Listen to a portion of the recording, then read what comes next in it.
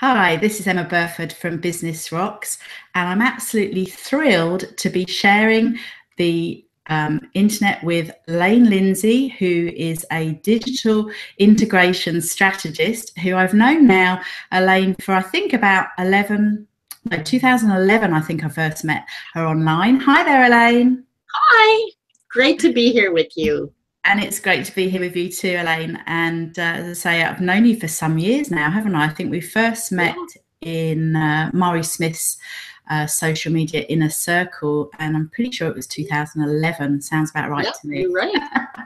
So many years ago now. So Elaine, I'm, as I say, thrilled to share this internet space with you today and be online and be able to talk to you about your business, and also share you on the cover of Business Rocks issue number 50, which is kind of like a milestone for us. 50 issues. We've been online now with the app for about 3.5 years. So I'd love for you to tell us a little bit more about yourself and what you do, and fill in some of the blanks for us.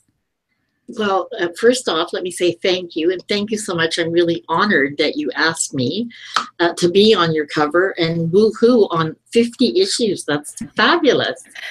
And yeah, well, the honour's all mine, Elaine. It's definitely all ours. It's an absolute privilege, you know, to have you on the cover and share you. So thank you. Absolutely. You know, I'm thinking back, and we actually know each other from before there were Hangouts, from before we could do this video stuff, which is really quite interesting when you think about it. It is. Yes, it's a mouthful, digital integration strategist. I totally get that. But it really pulls together what I do that makes me a bit different from other people in the space of social media and search optimization. See, my background was web development and then SEO. And from there, when I got into social media, and you know, it's sort of a joke, I really did. I got into social media in order to stalk my adult kids. And I very quickly saw that there was use here for my clients. There was, you know, Facebook started this fan page thing, and I saw a way for clients to market themselves that was current. It was different. And, you know, I kind of plodded along from 2007 until 2010, when people had started saying to me, you know, you should do social media. And I said, ridiculous. That's not a job. You know, here I am playing through the internet, having a great time. And when I finally sort of took notice and realized that, you know what, this is what I love. It marries all the pieces that I love. I still get to use the optimization piece. I still get to be a little bit designy, which makes me happy. But most of all, I get to give value to my clients and help them sort of navigate this very scary area, because the internet can be terrifying for our clients. It's, you know, every day something new pops up. Something that I talk about briefly in the article in the magazine is actually the fact that, you know, today we're in March, and there's already more than 66 million new websites and blogs have come on board since January. Okay, when you try to wrap your head around that, that's a big figure, isn't it? It's huge, and we're all clamoring to be found, because the bottom line, it's not how, you know, how much you do or where you do it. It's how you connect with the people that matter to you and your business. How do you pass on your value to your clients? How do you become the influencer in your space? And that's really kind of the, I hate to say secret sauce, but it is. You have to be able to integrate, thus the word, all of those pieces, because you can quite honestly be the very best at what you do. You can be the most amazing, but if people can't find you in search, nobody cares. Yeah, I think you've definitely hit the secret sauce there, because if you don't find it, you know, we're all definitely looking for more people to see what we do and be seen. And like you say, you need to actually be found. So tell us a little bit more about you're talking about your SEO, your clients. Is that the kind of work that you're mainly doing with the clients, or is it, you touched on, you know, being told and laughing about getting into social media? We all had that for some time, didn't we? This won't stick, it won't stay. Oh, but how did the two kind of come together? Obviously you've been online for some time with the SEO side of it. You just kind of merged them. Well, the thing for me, you know, my friends will laugh because a bunch of my friends say I think like a computer, and it's true. I really do. I'm kind of literal and logical. So for me, tech is kind of simple. Now, when you and I got into Mari's group, we were in the inner circle. I actually went through Mentor with Mari. I went through the Relationship Marketing Institute, and all of that sort of came together for me the day they opened Google Plus. Mm-hmm. And I don't know if you remember, but I was absolutely beside myself. Took me 4 days after the beta opened, but I managed to get an invite. And I wasn't sure what it was, but I did know one thing. Google was the #1 search engine in the world. And to me, them diving so hard into social meant that optimization was going to have something to do with what we were doing and enjoying. And sure enough, right after Google Plus sort of got going, you know, then we had down the road, Google bought YouTube. And now they have the top 2 search engines in the world. And to me, yeah, I was going to say, I know you were always a really early starter with that. And that's something I watched because I thought, right, this lady is really into this. There's something good here. And I definitely followed your steps. I remember our early hangouts and, you know, trying to sort out accounts and things, because what to me seemed natural doesn't always seem natural to people, because people don't think like computers. Computers are actually kind of plotting. They go A, B, C, D. People don't do that. Well, most people. I kind of do. And in my head, it was, okay, search is now pulling in social, which means social is going to have some impact on how we search. And, you know, I've been shouting in the wilderness since 2012 about integration. And, you know, there's other people as well. It's not just me. But I tend to do it in a very simple way so that I can show the clients, like, here's the value. And the fact is, you know, there's a lot of Elaine Lindsays in the world. I know for a fact, okay, I'm connected to 27 of them all over the place. And not to toot my own horn, but to work on what I do, I have to be an influencer in my space in order to do that. Just to interrupt just very briefly, I actually Googled you, which is a really bizarre thing to do, but it's not, is it?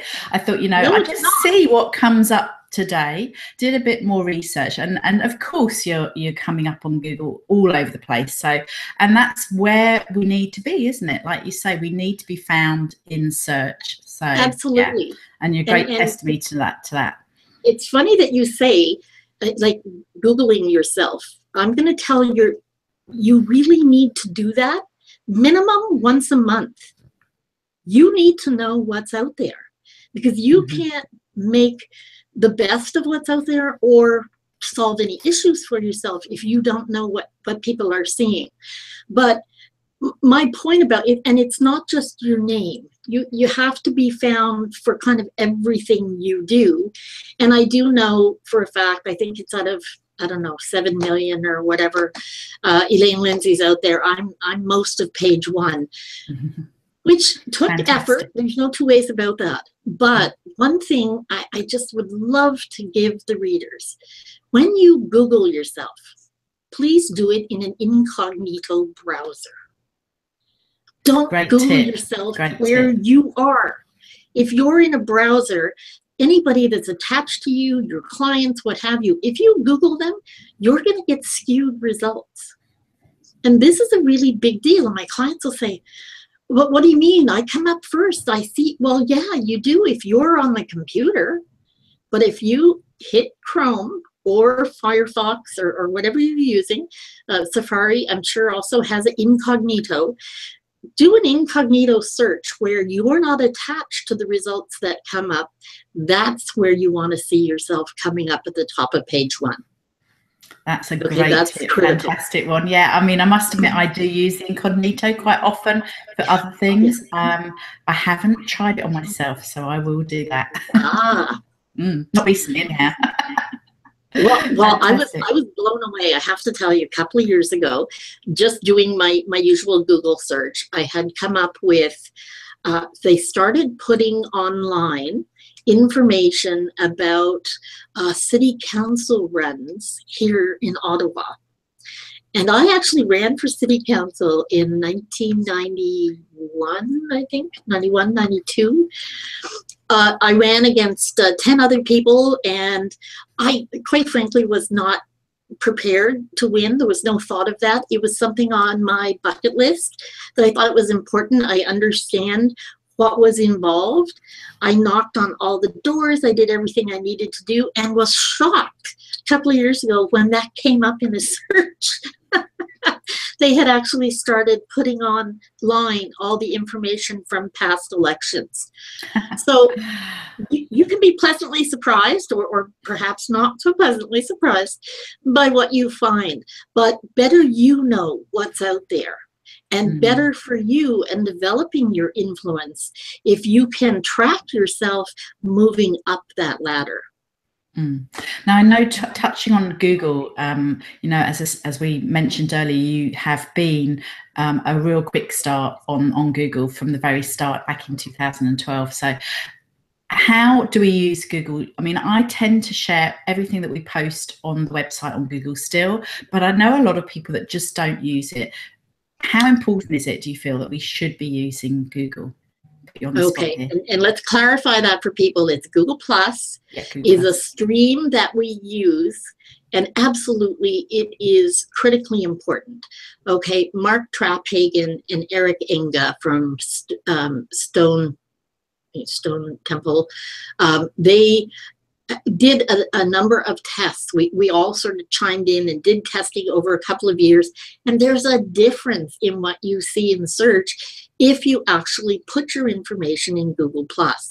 There's one more step to that, though. If you are a business, and it used to be you had to be bricks and mortar to get on a map for Google, you have to have a service area. If you can define your service area, you're entitled to Google My Business, which gives you a map pin, which gives you an extra web page, which gives you more in search. See where I'm going here? And all those little dominoes really help you. But there is a really big caveat, and you know, this is something that is critical to my clients. My clients will tell you it's the one thing I hammer at all the time. Consistency is key to your proper integration. So people who change their pictures every 2 days, but only change it on one site, or perhaps, you know, you're Emma Burford on Facebook, and say, for instance, on LinkedIn, you're Emma C. Burford. I know that's not your name, but because you couldn't get your own name in a vanity URL, you've used your middle initial. Well, unfortunately, as smart as the search engines are getting, the algorithm takes into account lots, and they do use artificial intelligence, but that becomes a different person. So the search optimization juice doesn't really go in your bucket. It just kind of goes down the road, which is really a waste. So there are critical pieces of you and your business that always need to be the same. And I mean right down to the letter. Everything in your name, your address, your phone number, anything that is, you know, something that you're putting out on many, many different platforms, make sure that it's always exactly the same so that you can get all that optimization for yourself. So for some people, that's probably going to be impossible to do. I know, you know, I managed to pick up my name on a number of different things many years ago, but some of them were actually really tricky. So sorry, I'm just getting a bit of feedback. So if somebody cannot get their same name and they're pretty new to business, would you recommend that they come up with a creative alternative and use that throughout? Yeah, let me just clarify that. I'm talking about what I was talking about just now was within your information. What you're talking about now is a vanity URL, and absolutely it's critical you get one. And yes, a creative name is good if you can't get your own name, but if you're going to use a creative name, you have to use it everywhere. Mm-hmm. So bottom line, it has to be under 14 characters. Because if you're going to be on Twitter, that's your option. Here's the thing, okay? And a lot of people don't realize this. THE, the, is an article. It doesn't mean anything to the search engines. And you can attest, if you go to my Facebook page, I didn't take the vanity right away when I got to Facebook. So someone got Elaine Lindsay before me. However, I used the Elaine Lindsay on maybe two or three different platforms, some of them not the top platforms. But to the search engines, that article is not even visible. It doesn't matter. So as you well know, if you Google Elaine Lindsay, even the Elaine Lindsay that has Elaine Lindsay on Facebook doesn't come up before me. I didn't know that either. Oh, you're full of gems, Elaine. So basically, yeah, my clients are going, hang on, why is she giving all of this away? You know what? Add a the. Add a the, exactly. And you can literally go to LinkedIn, and when you see people that have a vanity URL that has the in front of it, I guarantee you that a few hundred of them are mine. So talking of LinkedIn, I mean, you know, I know you do use LinkedIn. I know we've messaged on there. So how important is LinkedIn in part of the equation? Do you have a lot of influence over there, do you think, as well, or are you still inclined to stick with Google for most of it? Well, quite frankly, LinkedIn is its own beast, and it is critical for you to be there. It's really the only business professional social media site there is. LinkedIn, now that Microsoft has taken over, you're going to see many more changes, but it's not in the same stream as Facebook, Twitter, Pinterest, Instagram, Snapchat, which is getting a lot more airplay these days. All of those social channels are more about your entire being. LinkedIn is basically, it started as business, so it comes across as professional business. I'm not saying don't be real, and I'm not saying don't be a full-fledged human. We have hobbies, we have foibles, we have all kinds of things going on in our lives, and no one's expecting you not to show the real you on LinkedIn, but you want to be sure that you're there and that you're posting there. And start with one or two, but get into a group and participate. That's what it's about on LinkedIn. And LinkedIn comes up in search. Okay, there's a lot of social sites that don't come up as quickly. LinkedIn absolutely does. And you know, since I'm giving a pile of tips here, LinkedIn has specific criteria that you have to meet in order to be put in their search algorithm, because they have their own, and it's related to your name, it's related to business. You know, you can't look up restaurants there. You can't look up, you know, interesting medical problems there. You can get that on Google or Bing. But it has a search algorithm all its own that is meant to help people find the appropriate businesses and people that they need to interact with. In order for you to get into that search, you need to have 500 people connected to you. And you need to have your entire profile complete. Now, this is what I said to you a million years ago about Google+. That About page, when we had the ability to put everything about us on Google+, that was the best place to start. And my suggestion to everyone is whether you start on Google Plus or you start on LinkedIn, put all of your information and then put it on a document. In my case, it would be on Google Drive, would be a Google Doc, and keep your information there. That way, if you have to put 160 characters on Twitter about you, you can pull it from that one document that has everything. And that way, you're getting that consistency. I that's love what's going to help you, because I know you know, you use Google Drive a lot, so do I. But there are so many different tools now for all our businesses. Do you integrate other tools with your Google Drive, or are you a definite diehard with that? Do you keep everything on Google and don't try anything else? That's not even possible. You know, I'm a big geek. I try everything. Okay, I'm other people use dashboards like Hootsuite and Meet Edgar and what have you. I'm on something called Social Pilot. It's a relatively new setup, and it's really kind of cool. Google Drive, I use some Microsoft things. I use some open source documents. I've tried, you know, everything you can think of, from Slack to you name it. One thing I do use, and it coordinates with Drive and my email, is HubSpot's CRM, and it's free. Okay, it's a really wonderful tool for small business to be able to keep track of your contacts. And it does marry with Gmail, it marries with Google Drive. There's a lot you can do with a lot of different programs that do interconnect. They integrate well. I think many of them now do integrate, like you say, and obviously using other tools that can integrate, you know, like Zapier can connect with things, and it's all really important. I think the worry is that we have things on too many places. So I think having a good base like Google Drive is a great place to start.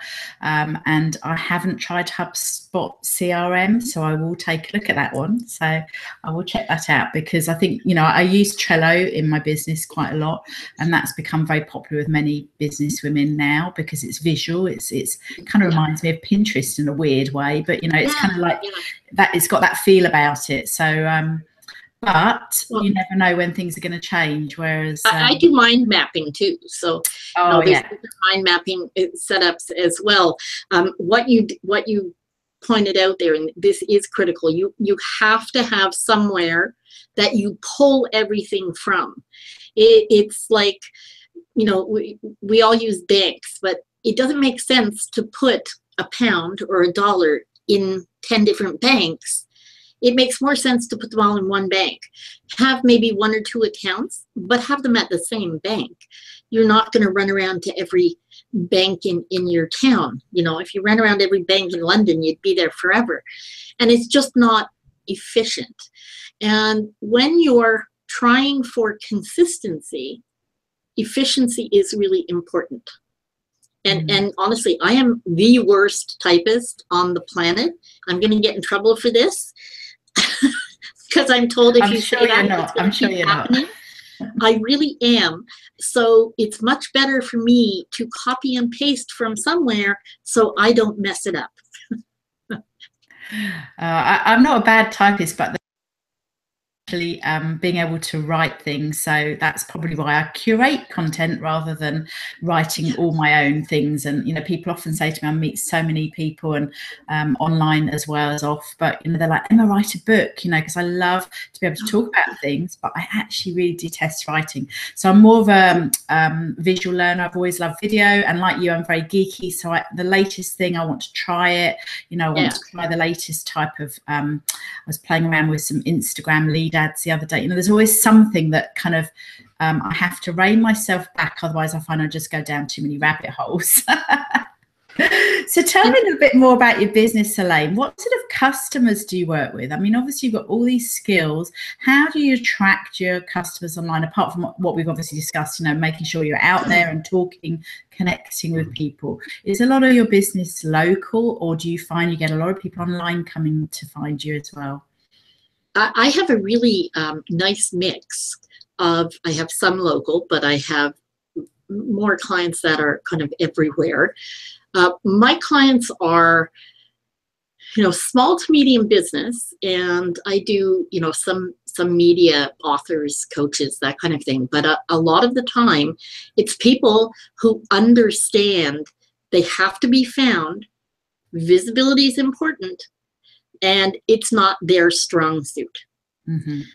And that's really critical to have a good client base, because if you're in business and you have to spend 2 hours or 2 meetings convincing the client that they need you, that's not your client. Okay, like, go for the easy clients who understand that you're what they need. And it's not easy right out of the gate to let people know that. And early on, I made a point, in, I think, Emma, you can attest, to helping anyone and everyone, because I wanted to share what I knew, because I knew I could give people value. And the best way to do that was to give it to people, until people started saying, and God bless Brenda Howes, who said, I can't work with you unless you let me pay you. That's a nice thing to hear, isn't it? That's what you want to hear. So that's great really, testimony to what you were doing, that she felt you were that good that she really had to pay you. So that's fantastic. And it is tricky, because I think as women particularly, we're so good at connecting, we're so good at talking to people, we want to help, and I'm definitely guilty of that. So I think it is hard to get that line between how much to give people, because you have all the gurus saying give away your best stuff, all of your stuff, but there becomes a point when, if you do that and you haven't actually made any money at the end of the month, it's not a good place. And you can't. I remember Carol Dodsley many years ago saying to me, Emma, you have to get what you're worth, because otherwise you can't afford to live. And that was something many, probably early days of Google Plus, 5 years ago. And it is so true, because it's very easy to get pulled along with all that kind of the free mentality. Yeah. And you have to be, part of that learning curve, and small business, especially in this day and age where being an influencer really is key to you being the thought leader in your niche. And that's part of it. You have to understand who your niche is. We can't just service everyone. Okay, when you try to service everyone, you benefit no one. Okay, it just doesn't work that way. If you niche down and do something, and do it the very best you can, and that's the whole point of why I say I'm an integration specialist. Yep, I can do a lot of things. I actually have a sign in my office that says, and let me look, it says, that I can does not mean I should. I love that. I love that. That's a great quote. That I can does not mean I should. Does not mean I should. That is a great one. Yeah. And a client wrote it on the back of the door, because I talk a little bit in the article about the fact that I was in a horrific motor vehicle accident when I was 20 years old. And it changed the rest of my life, because I had to relearn to walk and do things. And then surgeries became part of the everyday fabric of our lives for the next 40 years. And in order to do anything, I had to work within the boundaries I was given. I'm not good at being made to stop, so I had to find ways around things, and different ways to do what I could. But it meant that I had a lot of different interests. When you can't do anything, you have two options. You can sit around and feel sorry for yourself, or you can learn. Well, I love to learn. I'm like a sponge. So I learned, and I read, and I did everything I could, and then computers came out. And it was like, woohoo! And so I taught myself that too. And as it rolled, there's a lot of different things that I learned. But what I learned later, and what was most important, was the fact that you can't do it all. You have to focus and to stay on top with all the changes that go on in the world that we live in. Internet business takes a lot of time, and there's a lot of R&D, the research and development of what you do, whether it's a product or whether it's a service. that's critical to your business. You need to stay on top of your niche so that you can be the leader. Yes, and you need a lot of energy to do that, and a lot of focus, and you're obviously doing all of that really well, because I know you do a great job online. And you know, I love, we're also guilty of not having enough time to follow people. We meet a lot of people along our way, but Elaine's definitely someone you've got to keep following, because she's got her finger on the pulse, which is really cool. So what are your plans for the future, Elaine? I know we touched a little bit about your past and what you've been doing now, but what do you plan on next, or you know, your new challenges ahead? Well, I'm actually partway through a book, and people close to me are getting fed up with the partway through piece. So I have made a concerted effort. The book will be done by the end of this year, and that's going to be an interesting mix of business and a little bit of how you can stick to what you're doing, how you can push through no matter what, and just different little tips and tricks to help people just keep going. So sort of not just business stuff, but kind of some inner work and some more focusing on how you've got through things and where you're going. Sounds fantastic. I mean, I'd love to write a book, I mentioned earlier, but I'm just not one to write paper. I'd probably, if I could shoot quick videos and then get someone to write it for me, that's probably the way I should do it in the future, because you know, you just get those thoughts out. But can't wait to read it, Elaine. That'd be amazing. Looking forward to it. I will. In fact, audio would be good, because I'm a great listener. I love to listen to podcasts and things as well. So for me, that's the kind of book I like best, where I can actually listen to a book rather than actually flicking my Kindle. Oh, absolutely. Once audiobooks came out, it was, for me, it was like, oh, this is fabulous. It's a lot easier to listen to something than sometimes hold a book. And to be honest, I'm 61 years old. My eyes are not what they once were. Well, they're looking pretty good, and I touched on at the beginning before we went online, but I'm loving your hair, Elaine, because it's just great that, you know, you've got the blue hair and it's really funky. And you know, I'm going to be 50 this year, so I'm going to have some burgundy pink in mine soon as well. So I think it's good to, you know, it's good to stand out and have a different approach and look on life, isn't it? So it's great. Well, Now, before we come to an end, I know I really value your time, and we've had some amazing tips already, but I just wondered if you could share. I know we've got some inside magazine, and that will be actually going on the website for everyone, as well as this interview, but could you share some perhaps one more tip for us that you might like to people can take away and actually put into action, if you can think of one that you got down? Okay. Actually, one thing that's really important is follow-up. And people go, well, what do you mean by that? I mean that when you connect with someone, not just LinkedIn, although LinkedIn's a big deal for me, I don't connect with anyone that I do not send a personal letter, because I want to know, A, why you want to connect with me, and B, I want to know about you and your business, because building relationships means that we can collaborate, or I can perhaps find a client for you, or find a venture capitalist that's maybe interested in what you do. My curiosity is part of that, but everybody, whether it's Facebook, whether it's Twitter, wherever you are, if you connect with someone, then you need to follow up. Now, Facebook, LinkedIn, those are places that you can send messages. You can actually talk to people in bigger chunks. For Twitter, it's follow a thread, you know, follow something somebody's put out there, reshare it and comment, and then go back and make sure that you get to talk with that person. I have a friend who has more than 500,000 followers on Twitter. His name's Ted Coinet. And Ted's thing is he just likes to talk to people.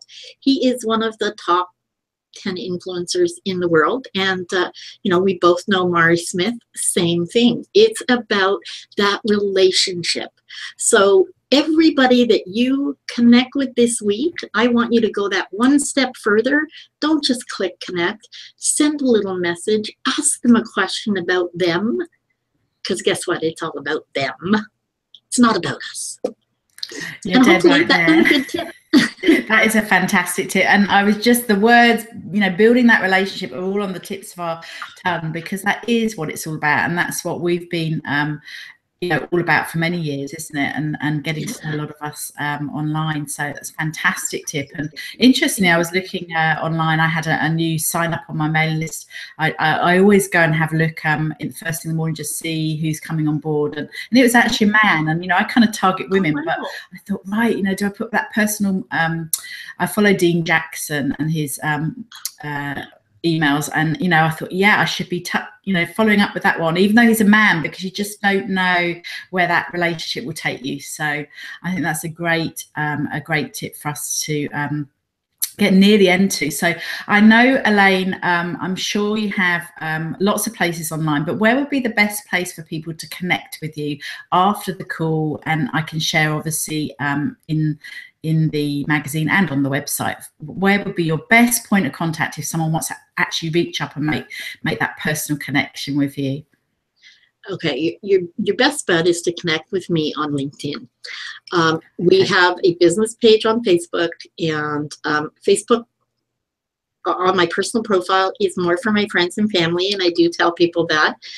So if you want to connect with me personally, I'm Elaine at TruelSocial.com.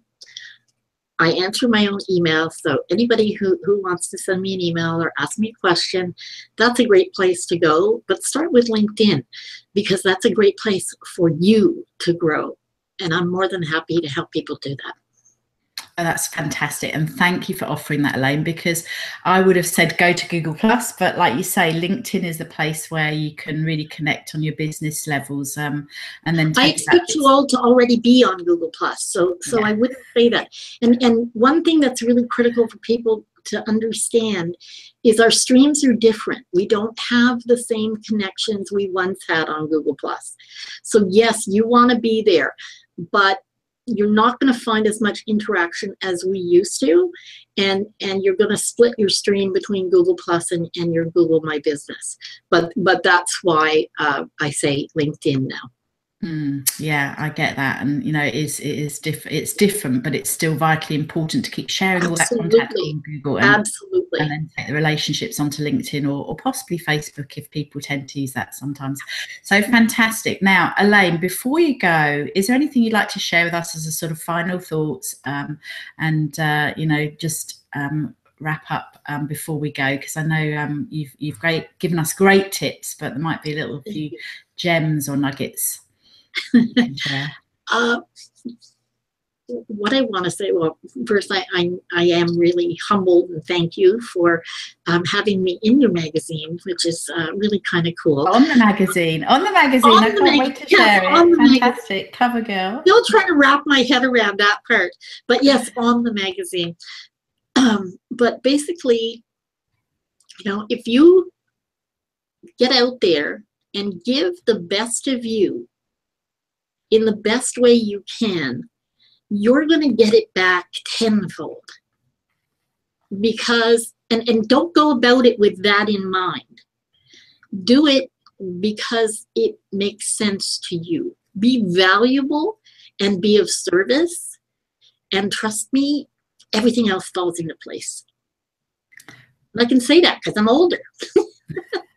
So can I. Yeah, you have to trust what the universe is giving you, and just if you put the work out there and you do the work and you make the connections, then things do usually fall into place. So that's fantastic to finish on. So thank you, Elaine. Thank you so much for spending this time with us, and for the article that I'm sure everyone's going to love reading, and this will all go up on the website as well. So thank you so much for spending time with us, Elaine, and we will catch up with you again in LinkedIn. I'm going to go and make sure I'm connected. No, I know I am. And thank you so much for sharing it with us today. Thank you, Emma. It was wonderful. Make your day amazing.